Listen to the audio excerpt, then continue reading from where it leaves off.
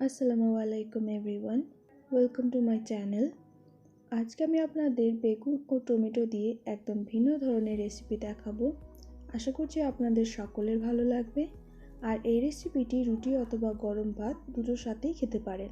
আমার রেসিপিগুলি আপনাদের ভালো লাগলে চ্যানেলটিকে সাবস্ক্রাইব করে নেবেন ও কোনো প্রশ্ন থাকলে কমেন্ট করে জানাবেন।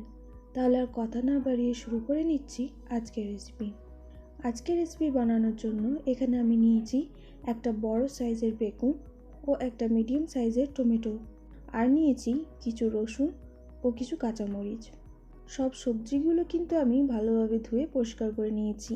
এবার আমি কিছুটা তেল নিয়ে বেগুন ও টমেটোর মধ্যে ভালোভাবে মেখে নেব।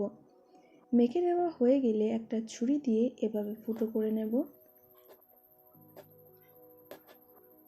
এভাবে ফুটো করা হয়ে গেলে আমি ফুটোগুলোর মধ্যে একটা করে রসুন ভরে দেব।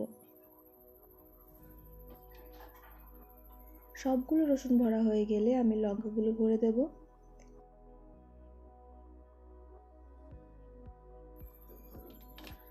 এবার আমি গ্যাসের চুলায় একটা স্ট্যান্ডে বেগুন ও টমেটোগুলো দিয়ে দেব। আর গ্যাসের ফ্লেমটা মিডিয়াম রাখতে হবে, তা না হলে বেগুনটা পুড়ে যাবে ও ভেতরটা কাঁচা থেকে যাবে।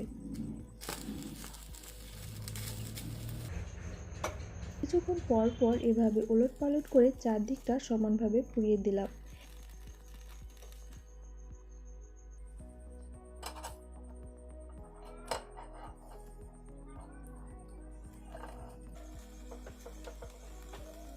এবার আমি এগুলো তুলে সরাসরি ঠান্ডা জলে দিয়ে দেব। এতে বেগুনগুলো খুব ভালোভাবে পরিষ্কার করা যায়।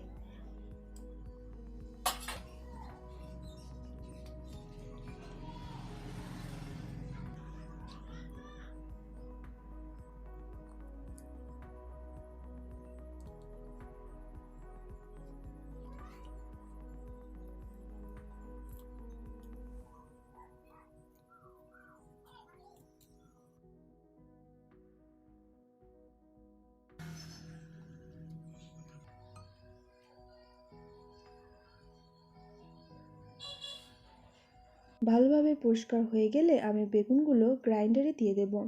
আপনারা চাইলে ভালোভাবে চটকে নিতে পারেন।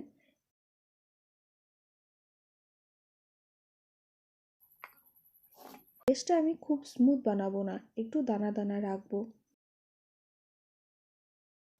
এখন আমি গ্যাসে প্যান বসিয়েছি। প্যান গরম হয়ে এলে আমি পর্যাপ্ত পরিমাণ তেল দিয়ে দিলাম। আর গ্যাসের ফ্লেমটা কিন্তু লো রাখতে হবে।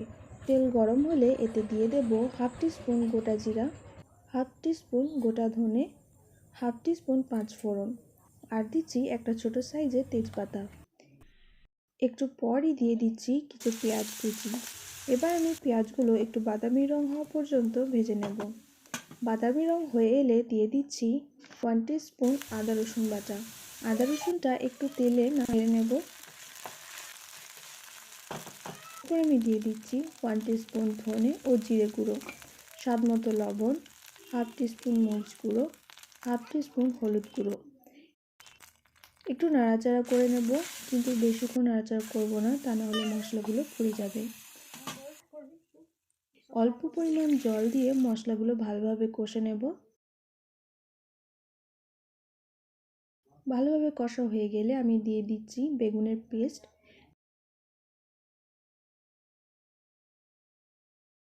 পেস্টের সাথে মশলাগুলো খুব ভালোভাবে কষে নিতে হবে। 2 মিনিট কষে নেওয়ার পর এতে দিয়ে দেব হাফ টিস্পুন গরম মশলা। আবারও কিছুক্ষণ নাড়াচাড়া করে দিয়ে দেব কিছু ধনেপাতা কুচি। এবার আমি সবগুলিকে ভালোভাবে মিশিয়ে নেব।